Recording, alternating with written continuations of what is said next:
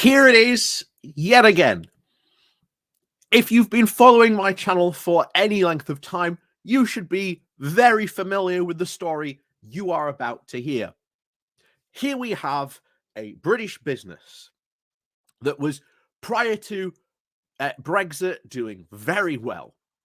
It was exporting to Europe because it was a small company. As we've expressed many times before, being in the single market and customs union allowed small British businesses to treat, sending something to Berlin, Amsterdam, Paris, you name it, anywhere in the single market customs union, they could send it as easily to those countries as if it was sending it to London. And it allowed them to expand their market, expand their customer base. And we always said it. Who are going to suffer the most? Which companies? It's going to be small and medium-sized companies because they do not have the money to be able to afford the expertise, potentially even all the cost of the extra paperwork, the time involved it takes to do it. And sometimes this is basically straight up a manpower issue. This is why the big international companies, they're having to absorb a Brexit cost. But at the end of the day, all they're doing is passing it on to their customers. And they're losing business. But the thing is, if they lose business, they're an international company. They've got other areas they can sort of look into. If you're a small, medium-sized company, in this case, as we were about to hear, if you lose 25% of your sales, that's a lot of money for you to lose. So, as always, guys and girls, ladies and gents, let's crack on with this. But before we do that, please do remember to hit that like, share, and subscribe button. And of course, down below, there are links to my Patreon page and a one-off donation link called Buy Me Coffee, where you can, buy me coffee. And as always, thank you very much to all the people who do help and support me that way. Like I say, down below, there is a link to my Patreon page, the one-off donation link called Buy Me Coffee, where you can buy me coffee, the YouTube thank you button, and of course, the Pony Club down below as well. So as always, thank you very much to all those people who do help and support the channel, and on with today's article. So, this comes from The Guardian, the title of Brexit has lost us 25% of sales, British bike storage firm buckles under red tape. Bear in mind, this fits with every single other story that we are seeing. We are seeing firms lose between 20 to 30%, sometimes even more. But we're starting to see a very clear average of what Brexit has done to many of these companies. So, British bicycle entrepreneur says Brexit has buckled his business and left him with a £100,000 hole in revenues, accusing the government of failing to do enough to mitigate the impact on British small exporters. Psylock, which has made a name for its distinctive indoor bicycle storage and accessories, includes this Stella McCartney, Jonathan Ross, and the cycling star Mark Cavendish among its many customers. It says that the EU represented 50% of its business before Brexit, and it has left it nursing a 25% decline in overall sales. This is what we were saying oh so many times. This is what we were saying. You look at firms, big and small, and you look at into sort of these different industries where they're doing business.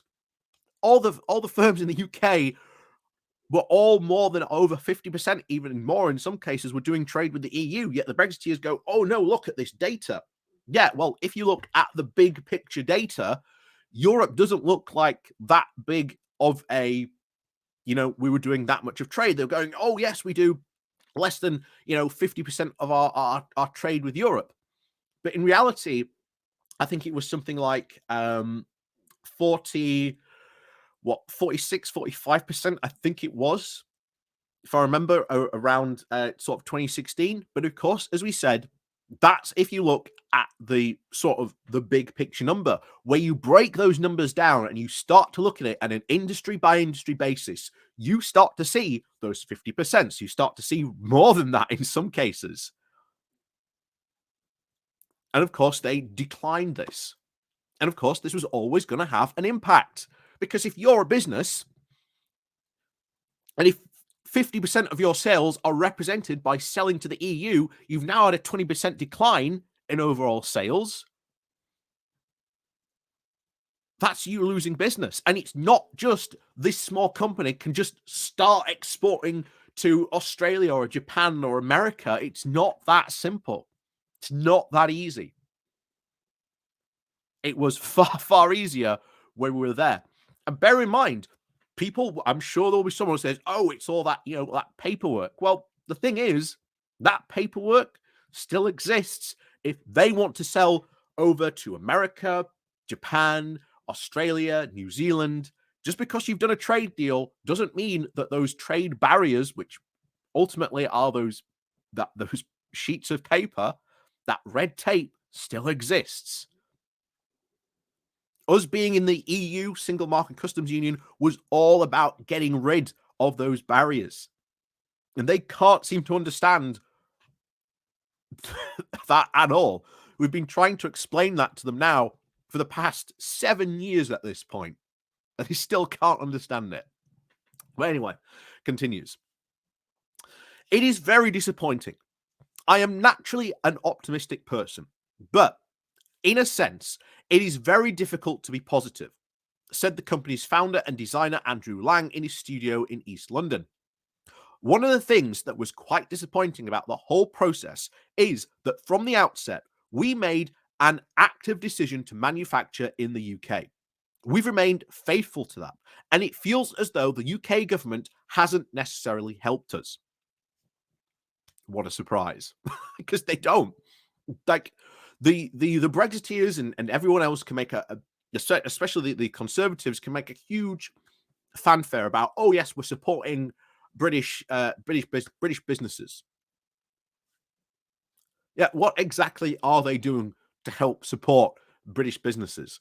They're not doing a lot, to be honest. And the EU retained law bill, that's only going to make it harder for businesses to operate. Anyway, Psyloc's products have been a British small business success story, with its striking wall hangers popular with owners of expensive wheels who want to store them safely inside. They are used to be some of the world's leading cycle brands, including Pellerenro, whose bikes can sell for as much as £15,000. A product designer by professional, Lang launched the injection molded products back in 2006, and they quickly found favor among many cycling enthusiasts, professionals, and distributors, winning a prestigious Eurobike award in 2009 and the Oscars, being the equivalent of the Oscars of the cycling sector. I never knew that existed, but hey, you learned something new. Distributors across the EU lapped up the wall-mounted blocks, which cost £43, and hanging bikes in any orientation or space, stopping them cluttering up hallways across the continent. By the time Brexit came along, business was flying, with 10,000 units sold in the EU each year and the annual turnover hitting £450,000. But once the new rules came into force in January of 2021, after the end of the transition period, business started to slow. I wonder why. Especially after Amazon stopped fulfilling orders for individual EU customers buying from Britain.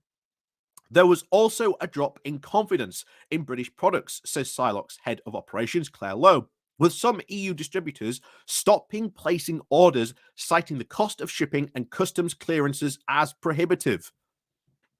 Again, this is what we hear all the time from people in the EU, when we cover these stories, it's the same thing. It's either someone in the EU saying this is what the problems are, it's cost of shipping, customs clearance, and that's just completely prohibitive. If you are selling a small product like that, I think, what was it stated at £43? What's your profit on that £43? How much is it actually costing you to make the product and then sell it? Now you've got to add the cost of shipping and the all the red tape to do that customs clearance as well.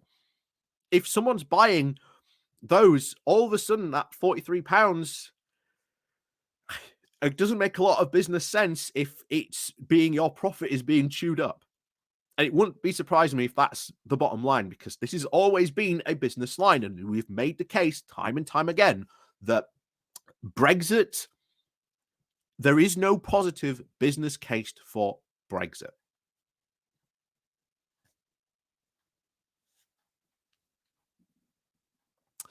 So the company has made every effort to beat what Lang calls the Kafkaesque Brexit red tape by opening a warehouse in the Netherlands. What a surprise! At the end of 2021, to ensure that the costly paperwork would only have to be done per truckload crossing from Dover rather than per individual unit. The aim is to fill directly to the EU customer businesses from its website and Amazon and small business sales to help the bike shops, but it still costs over £10,000 extra in overheads. And that's something we've pointed out as well. Any business that does go and do that, open that warehousing space that we've seen do that, that's costing them money to do that. So you've got to be able to be a big enough business to be able to make sure you can cover that overhead. And we've said it before, not a lot of these businesses can essentially afford a sudden, £10,000 a year extra overhead to afford those, that type of warehousing space. It's just not feasible for a lot of businesses. And yet again, we've said this so many times. Every time we've covered a story like this, again and again and again. So, as 2022 progressed, it became apparent that the EU customer sales were not going to recover to their pre-Brexit levels, and the warehouse would be operating at a loss. And that's another thing. That is the first time we are actually hearing that statement. That would be interesting to see how many other businesses go and open a warehouse in the Netherlands, and then there has been this massive certainly drop across the continent we have seen of people not buying British anymore because of Brexit. And it's not Brexit, it's just basic business sense that it doesn't make any sense to buy from Britain anymore because of Brexit. So it wouldn't be surprising to see that maybe this also could become a trend. We see these companies who have gone, opened warehouses, seen them operate for a year, and then realize we're still making a loss. So why did we open a warehouse in the first place? We have to close it because it's operating at a loss. That's the first time we've heard that statement, I'll tell you that. But that'll be something to certainly keep an eye on the next time we sort of cover maybe one of these stories, something I'll be keeping an eye on as well. But it continues. To say the Brexit process was gritty is an understatement, said Lowe. Within 12 months of having it got up and running, we had to take this decision to close it because it wasn't covering its costs. Psyloc's products are still being sold direct to the EU via an import one-stop shop in Ireland, with an automated service to help cover the complex VAT compliance procedures. So Ireland's benefiting from Brexit benefit there, but hey, there you go. Its experience is not unique, and it highlights the continuing damage Brexit is causing the small exporters who cannot easily absorb the new administrative burden as easily as big businesses. What we said right at the beginning. And bear in mind, every time we do cover one of these stories, this is, very rare that a company will come out and say, we are having such a big business problem because of this. It's very rare a company will actually come out and say, this is like, we're having this type of problem, because a company doesn't want to come out, admit and say this, to be honest. So every time we do one of these stories, it is very rare, but there are potentially hundreds of thousands of other businesses out there who have very similar stories, who do not want to talk about it because, maybe if they do, it looks bad for their business. Maybe they'll lose investors. Or maybe if they're trying to attract investment and they come out and say that, no one's going to invest in them. So you can see why, even though these stories do come out at sort of a regularish pace, in reality, if businesses were to be more open about this, and to be honest, the trend is they are starting to be more open about this, because we are starting to see more stories about this. This will go from a trickle to an absolute flood overnight. But back to it. So Psyloc's experience mirrors that of the Chester Cheese Company. Oh, sorry, of the Cheshire Cheese Company. Let's get it right. Got to get that right for obviously the cheese, because yeah. Which made headlines all over the world in 2021 when it declared that Brexit had cost it over £250,000 in lost revenue, leading a government minister to suggest it looked to the global market to plug the Brexit hole.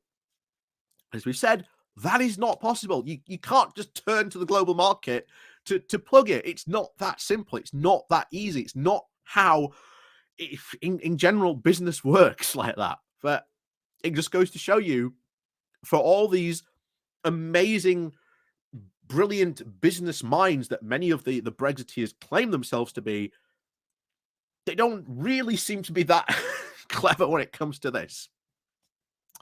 Last November, its owner, Simon Spurrell, said those losses had ballooned to over 600,000, and he had sold the firm to a larger rival to improve his access to the single market. Lang also tells of the wider impact Brexit has had, diverting the company's energies from growing its product range. We've had about half a dozen products in the pipeline that are at a very advanced stage, but we've not been able to commit the capital to bring those to the market yet because of other Brexit costs and problems we've been confronted with, he said.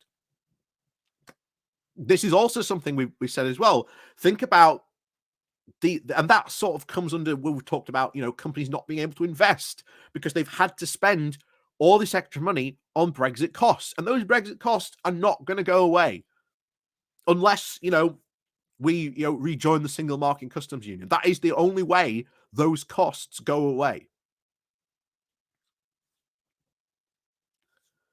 That is just the straight up fact. We've talked about this, just how much, companies can then just not invest in their company anymore. I mean, those extra products could lead to growth, meaning that they'll be able to hire more people, et cetera, et cetera. That's how normal business works. But unfortunately, because of Brexit, you can't do that now. Anyway, let's finish this off. So, reflecting on the difficult decision to close the warehouse operation, Lang said he could not understand why the government did not support small business scale manufacturers like him more. Business is now trying to pivot pretty quickly to new markets in the US, Asia, Australia, and South America, says Powell McCleary, head of marketing. But the learning to get into those markets is also a drain on resources. It is not easy to get into these markets. And remember, that cost there is there as well. This cost of all this paperwork is still going to be there. So even if they can try and get into those markets, it may not be the easiest thing. Remember, a British business considers it a massive success if their business launch of their new products can try and get to at least 1%, in the US market of that sales. That is considered a massive success. But that just goes to show you how difficult it is to get into the markets, like foreign markets, it's really difficult. But the Brexiteers are going around saying it like it's really easy when it's actually not. It's not at all. So I really do sympathize with the head of marketing because I've seen and had to do that learning curve as well. And luckily, to be honest, I've had pre sort of Brexit experience, so that's why I know what it's like trying to sort of market and sell into those areas. It's a very, very big learning curve, massive. But anyway, it continues. In places like China or Hong Kong, I'm having to learn a lot about the culture, about buying habits, and how British products are viewed. Again, all massive takeaways you've got to learn. It would have been easier in Europe, but because of how bad Brexit actually was, we've had to be quite restrictive rather than being proactive, he said. The government did not comment on Psylloc's experience, and a spokesperson of the Trade and Cooperation Agreement, TCA, it signed in December of 2020, was, quote, the world's largest zero tariff, zero quota deal, and it had established the, quote, export support services so businesses can make the most of the TCA. And of course, we've heard absolute horror stories about that, and they are still coming out about how bad that is. They added that the UK was, quote, further investing to make exporting easier and received data that showed trade to the EU was up 0.5% on the third quarter of 2019. Bear in mind, the trade with the EU is down massively, massively down. So that 0.5% is nothing, is absolutely nothing if it's up by 0.5%.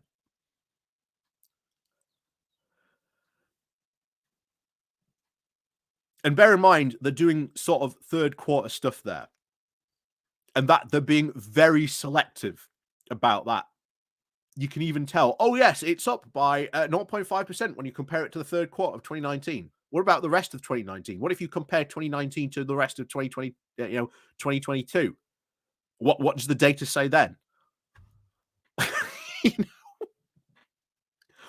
This is how desperate certainly they are to come. And bear in mind, that's a civil servant being told, go and get positive numbers, doing his job. But these stories will continue.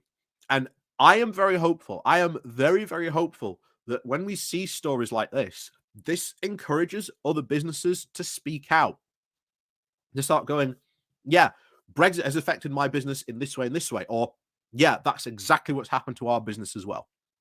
And eventually, these stories will just become a flood. And guess what? The Brexiteers have no comeback to this. The idea that you can just go to another market is really difficult, as we pointed out there.